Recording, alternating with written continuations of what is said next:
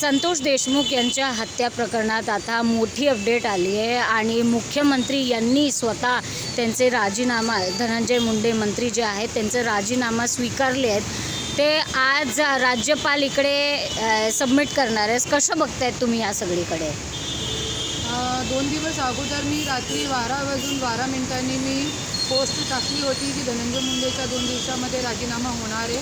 ते आत्ता झालेलं आहे आणि जसं की त्यांनी त्याच्यामध्ये आपल्या ट्विटरवरती ट्विट केलेलं आहे की मी आपली तब्येतीसाठी डॉक्टरनी मला सजेस्ट केलेलं आहे, त्याच्यासाठी मी राजीनामा देतो आहे. ते एकदम खोटं बोलत आहे. आणि काल विधानभवनामध्ये होते. 2 दिवसापूर्वी जे विधान जे काय म्हणतात त्याला, जे त्याच्यापूर्वी जे टी पार्टी असते त्याच्यामध्ये होते, तरी पण त्यांना डॉक्टरनी सांगितलं नाही की तुम्ही राजीनामा द्या. आणि आता त्या डॉक्टर लोक प्रिस्क्राईब करणार का की तुम्ही राजीनामा घ्या की नाही घ्या. आणि नैतिकताच्या आधारावर असायला पाहिजे होता 3 महिन्यापूर्वी, पण नैतिकता तो आहेच नाही हे लोकांमध्ये. तो तरी पण आज झालेला आहे. देवाचा लाख लाख शुक्रिया की आज झालेला आहे.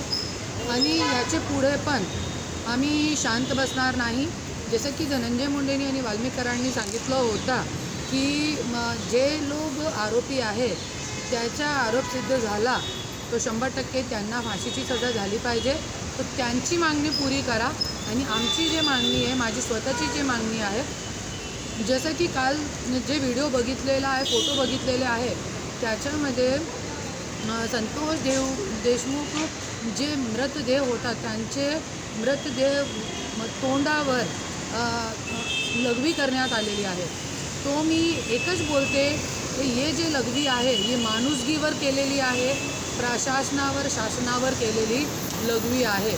आणि आज मला एकच आत्ता पण प्रशासनकडून सत्ताधारी लोकांच्याकडून माझी एकच मागणी आहे की जे लोकांनी हे घाणेरडा कृत्य केलेलं आहे, जसं की तुम्ही बघितलेलं आहे फोटो, जे संतोष देशमुख भाऊचे मृतदेहावरती हसून खेळून ते लोक व्हिडिओ काढत होते आणि असं घाणेरडे कृत्य केलेले आहे. त्यांचे कपडे काढून त्यांना मारण्यात टाकला गेला आहे. तो मी एकच म्हणते याच्यासाठी की माझी एकच शासनाला आत्ता पण वेळ आहे त्यांची काहीतरी छबी जे आहे क्लिअर करण्यासाठी की तुम्ही जे दोषी आहे त्यांना जनताच्या समोर आणून त्यांचे तोंडावर लोकांना लघवी करण्यात लावा. हे जरी झाला त्यावेळे आम्ही शांत बसणार, तोपर्यंत आम्ही शांत बसणार नाही. मंत्री धनंजय मुंडे यांनी देखील एक्स पोस्टवर सांगितले आहे की संतोष देशमुख यांना न्याय मिळावी असं त्यांनी सांगितलं होतं आणि ते आजारी पण आहे म्हणून ट्रीटमेंटसाठी त्यांनी राजीनामा दिला आहे. हे खरं आहे?